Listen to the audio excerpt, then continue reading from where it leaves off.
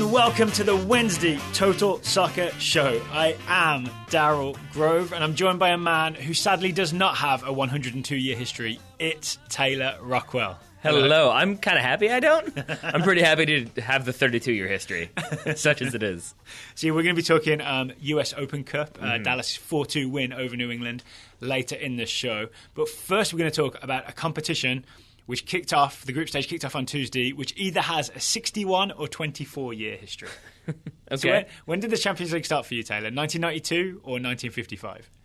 For me, it probably started in like 1998, but I'd say it goes all the way back. I'd say for as long as the European Cup has been in existence. You're happy with the crossover? I think so. But I'm definitely not one who's going to try to rep that like, in 1990 I remember watching. No, I don't. I don't remember that at all. Well, that's you're a casualty of American television. This is in true. That way, right? We've talked about it before. Yeah. So, and we're going to talk about the two televised games here in the United States. It was Barcelona's 7-0 win over Celtic on Fox Sports 1 and Arsenal's 1-1 away draw with PSG on Fox Sports 2.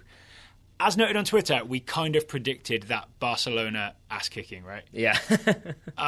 Which raises the question, was it worth televising? Yeah, I mean, I think it's definitely worth televising when you have the biggest names in world soccer scoring multiple goals in very pretty fashion. Right, and all that did happen, right? Yeah, Messi, Neymar, Suarez. Iniesta got maybe the best goal of the bunch. Yeah, it was real pretty. Yeah. It was real pretty. Yeah, and some lovely assists, a great free kick from Neymar. So you get why you'd want to show it, and especially because it is Barcelona. You've got a lot of Barcelona jerseys walking around, so it makes sense. But doesn't it just feel kind of like an all-star game where you're just tuning in to watch Messi, Neymar, Suarez show off their tricks? Yeah, I mean, definitely. Like Suarez chest turn volley. Yeah, definitely. Especially against a Celtic squad that we were, I was kind of excited to see play. And then when I saw the lineup, and I was like, ooh, Colo Torre. That's not going to work out so well. And it didn't. But even that, he's a big name centre-back, right? Yeah, but I think what your initial question is getting at, though, and it's something that I agree with, is that it's kind of the age-old issue with the Champions League itself, right? It's called the Champions League. It's supposed to be the champions. And then what you end up watching is the fourth-place team in England playing the third-place team in Spain or something. And it would be, I think, maybe a little more interesting to get more of a diverse group of teams playing on different match days and to get to watch some of those games. But it usually is going to be, and I'm saying this as a Manchester United fan, if Manchester United are in the Champions League, they're going to be on TV. It's going to be Barcelona. It's going to be Real Madrid. That tends to be what happens. But I get it. If it's Barcelona against a team that's going to challenge them, I think the thing I'm sort of frustrated with this game being televised is that it really felt like a foregone conclusion. Oh, yeah. Yeah. I mean, and I think you could make that argument they won the derby and Barcelona lost. But I think that backs up the argument that Barcelona are going to be out for blood. Yeah, that means Barcelona just pull the catapult back even farther before they release it. Exactly. I mean, am I being disrespectful of Celtic to say it was a foregone conclusion? Or is it just how European soccer has gone now, where there's such a disparity between the champions of Scotland and the champions of La Liga? Yeah, I think it's that. I think it's also that in years past, when Celtic did get results or were more likely to get results, maybe the SPL was a bit more competitive, or Celtic just looked a little bit stronger. Yeah. They don't look as strong as they have in years past, and so you see that on the field, basically. And I think you and I were sort of analysing the game here in studio, and the goals, basically. The big thing we noticed was the first goal and the last goal. Celtic did the classic sort of disorganised team take of half of the team steps out for offside, half of the team doesn't when they're defending. And so both times it was the right side of Celtic's defence stepped, and we're Messi we've offside. done it. Yeah. And then they hadn't. Yeah. And then the left side stayed deep, right? Which means Messi can run behind the right side. And did. Yeah. With glee, I would add. Yeah, and he got too easily. And then you just saw, I think you pointed out a couple different times that it was defenders really backing off and not wanting to make a mistake, but in backing off, they made the mistake. The second goal was one where everybody was scared to step to someone. I think because they almost looked convinced that they weren't capable of offering a successful tackle. It would just be a foul. So they just step towards and then step off and step towards and step off. Yeah. And eventually, I think Messi scores that goal as well. Is that the one where it's slightly behind him? He does that amazing sort of drag turn? I know you were very impressed by that. Oh, I was, because he pulls it because I think a lot of forwards would panic in that situation and would just try to get their hips around it, try to get into a situation where they can maybe get a half shot off. And instead, he does a really intelligent drag back, pulls it in front of him, and then kind of toe pokes it in with the same foot. So it's 2 touches that could have easily been 5 touches, and it ends in a goal.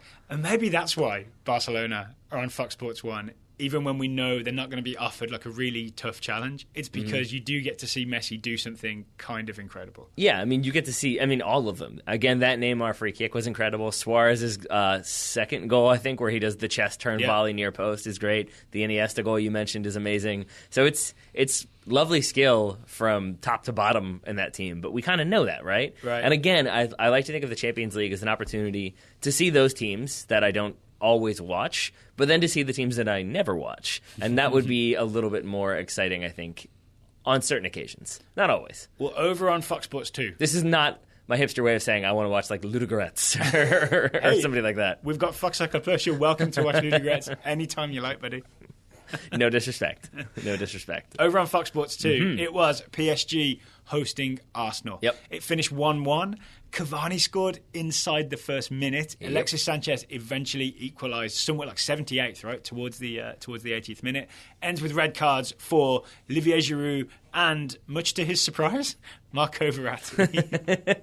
Can we start? Weirdly, for me, the lasting image of this game is Verratti doing the thumbs and fingers Italian hand gesture. Yep. Why? The thing that my wife, who spent 7 months studying abroad in Italy, used to hate that I would always point out Italian players would do, and slowly, eventually accepted, like, yeah, they do that.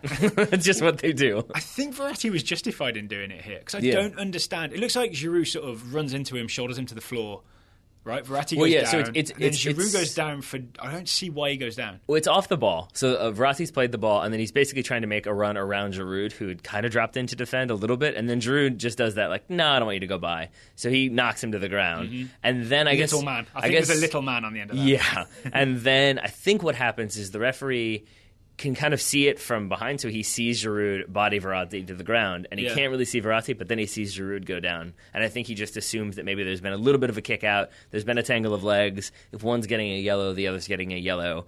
I think the Giroud... And they both already got yellows in the bank, right? I think the Giroud second is far more justified in my mind than Verratti's second. Yeah, I think that's fair to say. The tough thing is as well, like, at least Giroud gets to play in the Premier League. Verratti, I'm sure Verratti... Well, Giroud sometimes gets to play in the Premier League.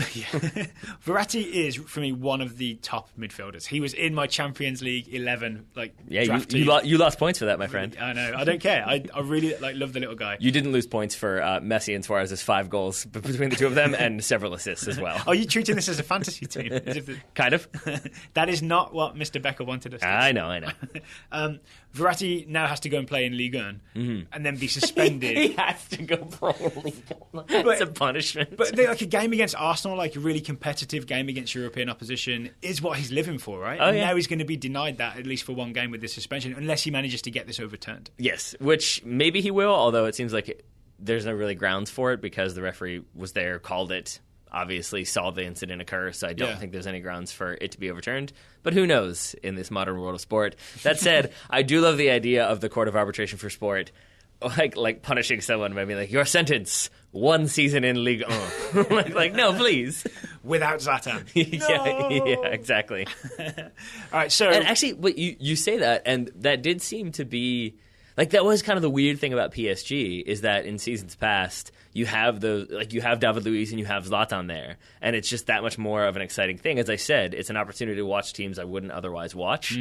And on paper, PSG Arsenal, I'm like, oh, it's Arsenal, and you know they're going to be exciting, you know they're always fun to watch. And then PSG, they've got these crazy big name players, and they still do. They've got Cavani and they've got Verratti as well as Angel Di Maria, Thiago Silva, and yet there's just still a little bit. There's just a little bit less exciting to watch. Yeah, there's a little less glamour, right? Because there's no Zlatan. But you got to think how great Di Maria is, how great Verratti is. Even Cavani, I know he's kind of.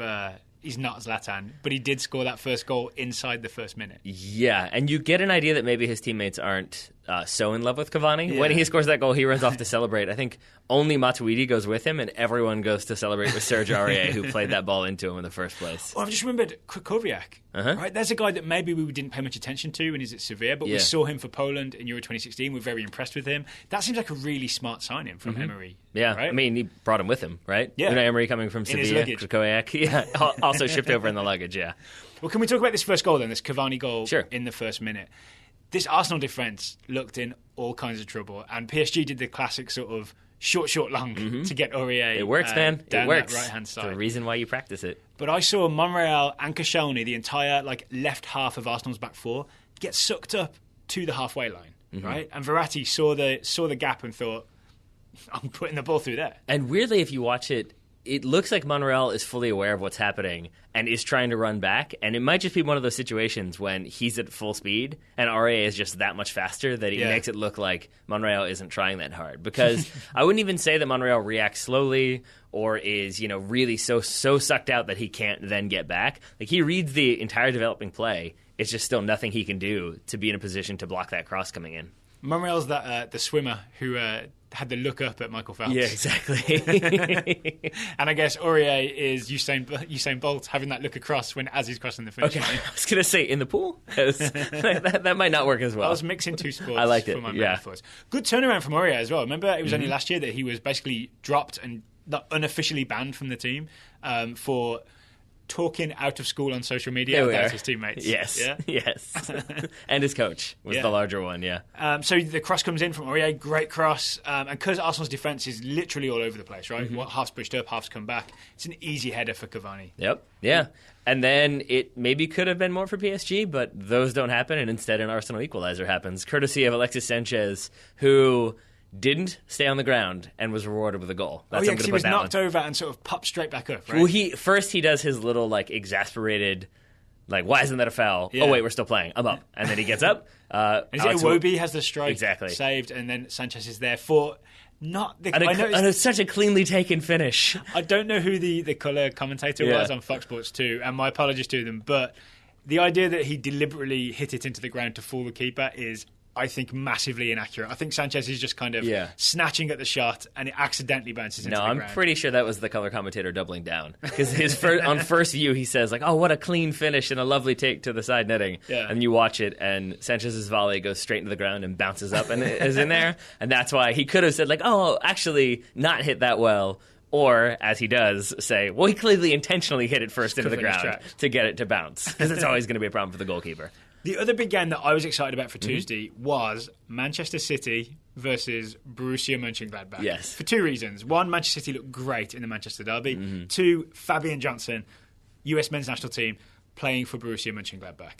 That game should have been on Fox Sports 1. Yeah. One, because Man City is the team worth watching right now. And two, because Fabian Johnson. Fox Sports 1, I believe, is an American TV station, right? Why aren't we featuring American players in the Champions League? I think it's just not something that, if I'm being honest, I think it's not something that Fox has done very well. That they, look at their coverage of the Bundesliga, you haven't seen Christian Pulisic's Borussia Dortmund, even if that's a bit of a misnomer. Yeah. You haven't seen that sort of billing that gets you excited for it. And so I think weird, right? That probably transfers over to the Champions League, where they're not emphasizing, and maybe that would be a little bit of, too silly to have, Sergio Aguero and David Silva and Kevin De Bruyne, Raheem Sterling meet Fabian Johnson. It doesn't quite... It's not level billing. And I'd level the same thing at NBC Sports. So you watch the Premier League coverage, there's no extra focus on American players that I'm aware of. There's not on Match of the Day on NBC Sports when, say, Yedlin was playing for Sunderland. There wasn't, let's spend 4 or 5 minutes looking at Yedlin's performance. It was never there. Yeah, that feels like it was an intentional decision. Because I guess if you are basing your coverage, as we've told people many times when you're picking your team, don't pick the team that you're choosing to support. If you're first getting into the Premier League, you want to have a club to support, don't pick it on what American plays there. Or if they have an American, because that American can go, and then you're in trouble. Similarly, don't pick your coverage based on what DeAndre Yedlin does at right back for a struggling Sunderland side, because you might not get that much content. But don't you think at least in the highlights there should be a little few minutes aimed specifically at American fans? Here's Jeff Cameron's performance against Stoke. Let's see what he did. It's an obvious 5-minute package of here's what Americans did well and did poorly, and kind of a quick recap. Because, that's what you look for on Mondays, right? You look for those Americans abroad who did what. Oh, he scored a goal, or he wasn't in the 18. I think that'd be worth it. We do. And I feel like the sort of people that listen to Total Soccer Show do, but maybe sort of the mass public, if you just want numbers, you're better off going with Messi, Suarez, Neymar. Yeah. And you do your Premier League, you're just better off going with the big names that everybody knows and not focusing too much on Fabian Johnson, Jeff Cameron, etc. Is that what we're looking at here? Yeah, I think so. But also that's maybe why you wouldn't have Man City get first billing as an FS1, FS2 type team. Or maybe it's because Fox know something about the weather.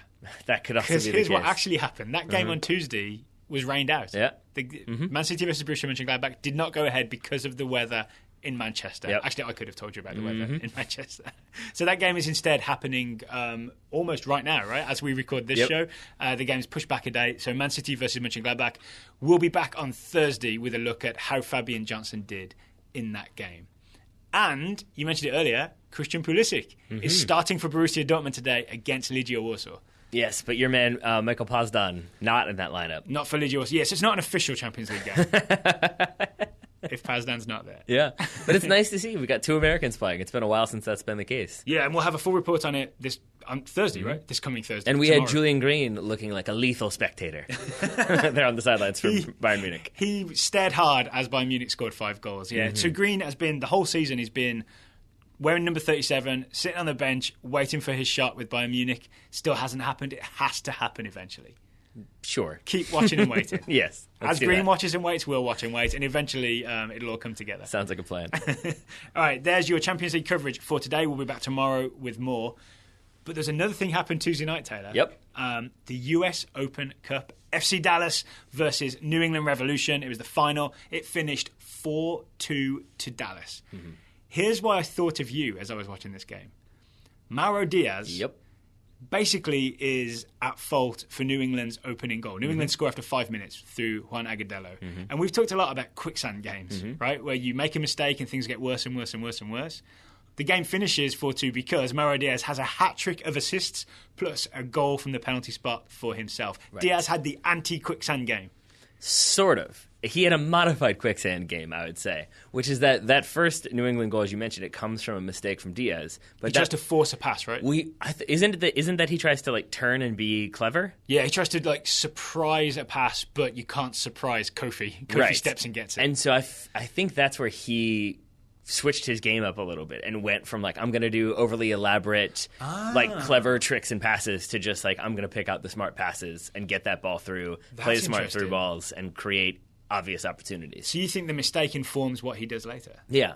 I think and that's kind of what you're supposed to do with quicksand games, right? Is kind of go back to the things you do without having to think about them. Back to basics? Right. Because it will, but that's the confusing thing. And sorry, this is getting a little bit weird metaphysical. Oh no, I'm into it. But with the quicksand game, the hardest thing is that then it seems like the best thing to do is go back to basics, make that smart pass, right? But you know that when you have time to think about something, that's the worst thing that can happen, because then Daryl Grove's standing 5 yards away from me, and I'm all right, I just got to play this ball simple to him. And then if it doesn't go quite the way I wanted it to, then I'm I can't even complete a 5 yard pass, right? Yeah. And so I think you go to the thing where you're not even thinking. It's just I play this automatically. I make that pass automatically, and I try to shut my brain down. And it seems like that's what Mauro Diaz did, except for me, shutting my brain down means completing a 5 yard pass. And for him, it's hitting through a 30-yard, perfectly weighted through ball that leads to a goal. Yeah, so that was the 4th goal for Urruti. Yeah. The first 2 goals were, I think, wonderful crosses. The second one, the cross for Matt Hedges' header, a wonderful cross.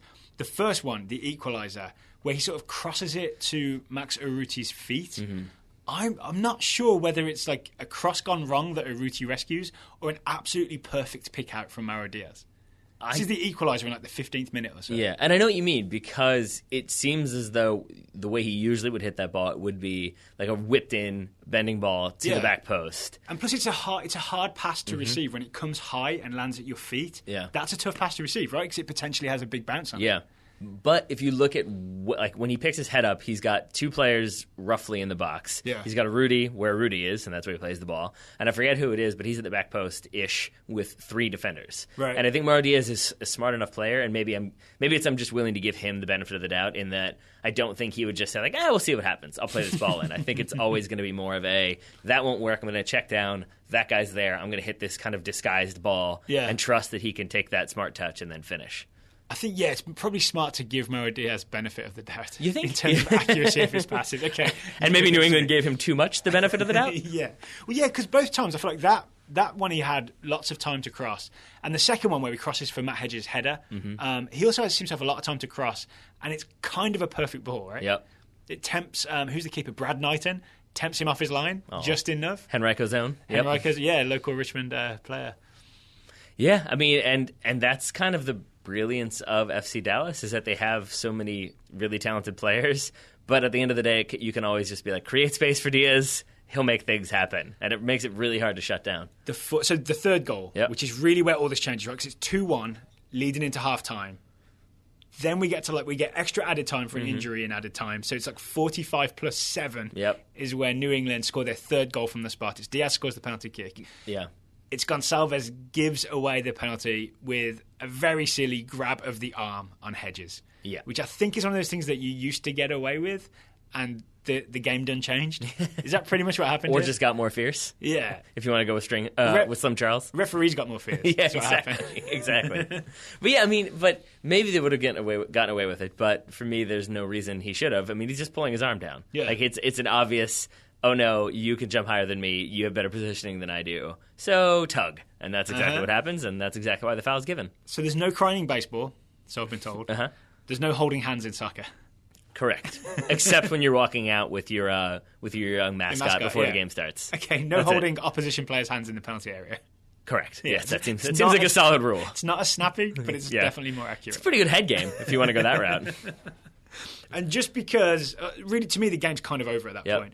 But just because it was such a beautiful thing, a beautiful encapsulation of all the good FC Dallas stuff, I want to talk about the fourth goal. Okay. It's Kellyn Acosta playing defensive midfield, his correct position, alongside Gretzo, the Ecuadorian, who we got a good look at this summer, who steps to Coldwell and wins the ball, possibly with a handball.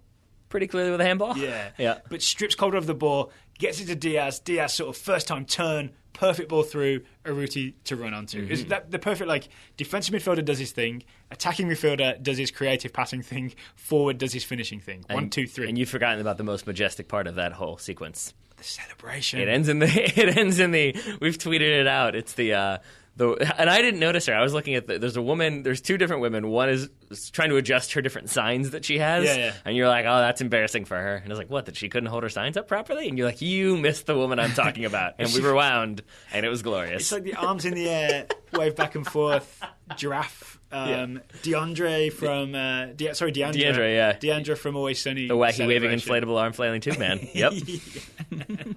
Yep. Well, she looked like she's enjoying the US Open Cup final. She did. Anyway. And maybe a couple drinks as well.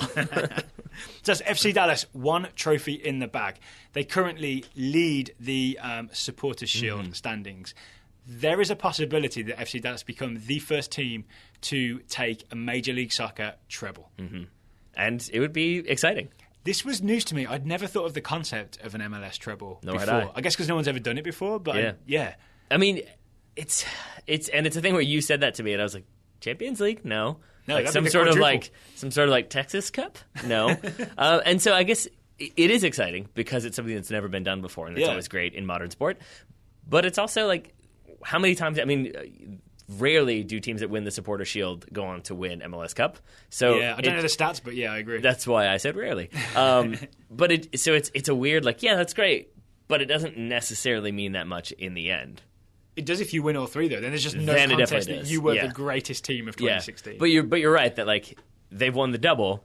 I would think, they've won MLS and they've won US Open Cup. But when you said the treble, I had no idea for a little while. I think, I may have this wrong, I know it's happened before. I know Seattle won the Supporters' Shield and the US Open Cup one season, not too long ago, and then flamed out in the playoffs, and then no one really thinks of that team as the greatest team of that season. Yeah. So I guess the one to win is still MLS Cup, right? Yep. That's it's like winning the Premier League, I guess. It's the one that secures you as the team of that season. There we are. So we'll be keeping an eye on that going forward. Anyway, part of our MLS coverage now sponsored by Roughneck Scarves. Sounds like a plan, my friend. Sounds like a plan. Speaking of US Open Cup, though, we had a question from Robert C25 on Twitter asking us, because we talked about maybe ways to fix the Olympics. He was asking us, is there a way to fix the US Open Cup so that sort of more people pay attention and more MLS teams take it seriously?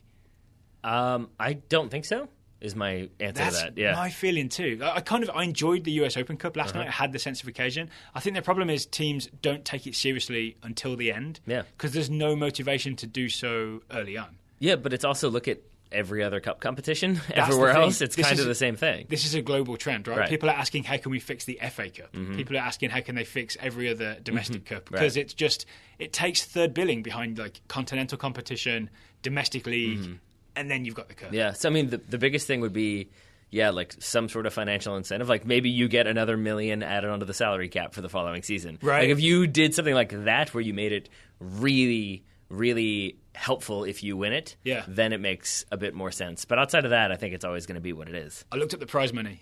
You get $250,000 for winning it from US Soccer, obviously, because the federation hosts it.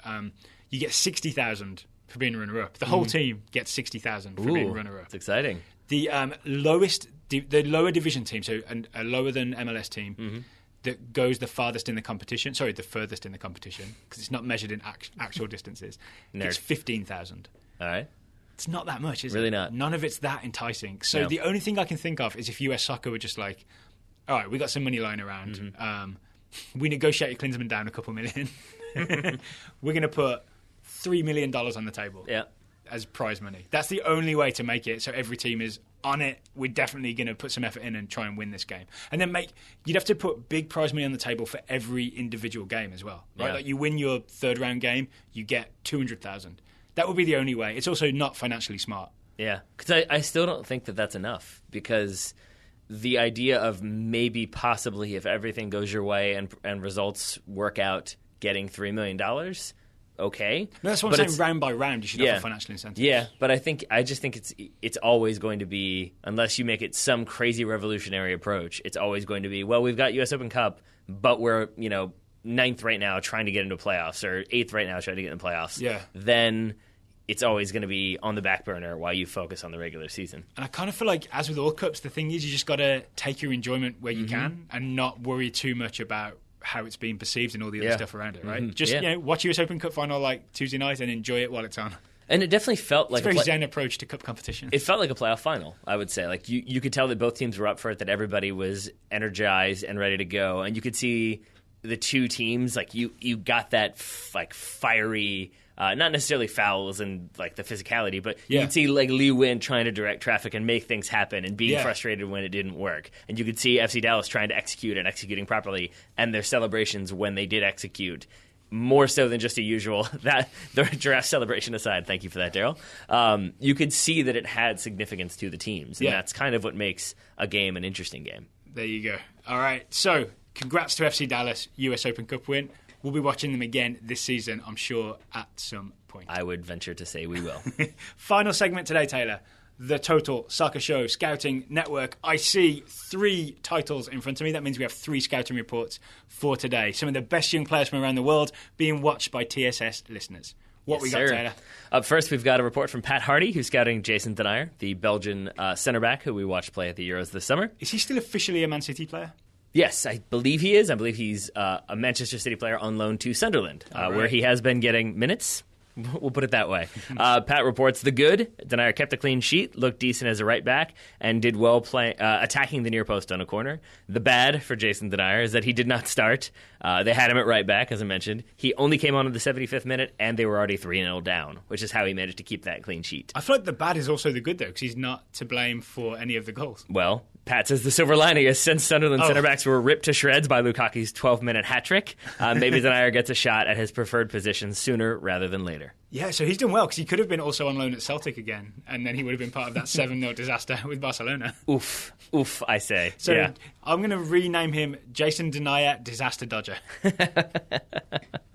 That works. Who have we got next, Daryl Grove? Ooh, next one is from Andrew Baird. Andrew Baird is scouting Josh Perez, the teenage sensation who is playing for the US U19s, I believe, right now, the Bradfield team. He's also with Fiorentina. Yeah, he's playing more so with Fiorentina right now, I believe. All right. So Andrew says that Perez kicked off the season with Fiorentina's Primavera squad, which is basically the youth team, right?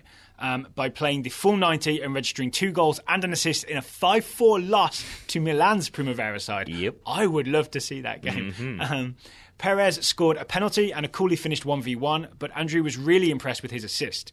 Quote, Perez attacks down the right flank with pace, beats his defender with some good footwork. This sounds very Perez to me based on the highlights I've seen.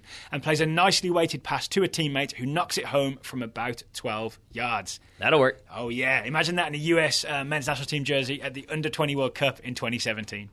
I like that. I also like the idea of him in a just senior men's national team jersey. Well, eventually. Let's be patient. No. Total Soccer Show Scouting Network is all about patience, Taylor. Must it be? Must it be? Yeah. And then final report comes from Chris Brantley, who's scouting Donny van de Beek. We've heard from Ruud. Thank you, Ruud. Our Dutch pronunciation correspondent. I appreciate that. Can I have a go at it? Donny van de Beek. Yeah, well, he just said it's bake, pronounced like baking. Yeah. I just wanted to prove to Rude that I could do it. I see. Donny, or Donnybrook, as Google Translate puts it, that's what Chris says, started and scored in the young Ajax match against Achilles 29. He scored Ajax's first in a match that turned into a 7-1 drubbing in favour of Ajax. Lovely. Mm-hmm. You mentioned this off air. Is it a weird thing that two Dutch teams both have sort of ancient Greek inspired I don't know. names? I'm wondering that because or Greek mythology inspired names, right? Ajax and Achilles. Yeah, I mean, at the same battle. They were both at Troy. Are there any Dutch soccer fans out there who can tell us why that is the case? I guess we're both going to end up Googling this later. Yeah. But it'd be nice to hear from TSS listeners as well. Yes. It also seems like to name yourself Achilles in a sport that has a lot to do with heels could be a big problem. It's just the puns write themselves, is all I'm saying. Do Achilles 29 have a better or worse history of Achilles heel injuries? Well, that's why the 29 is there. It's about how many times someone has ruptured their Achilles playing for the club. You didn't know that? Throughout history, that's not bad. Is that higher or lower than most teams? I don't know. You feel like you don't hear that much about ruptured Achilles anymore, even though they still happen. It's usually the blown knee. I know I never, ever want to see it. Yeah. Because I've heard it like unfurls. Oh, at the I've back seen of it. your leg. It's gnarly. It does the opposite of unfurls. It rolls up.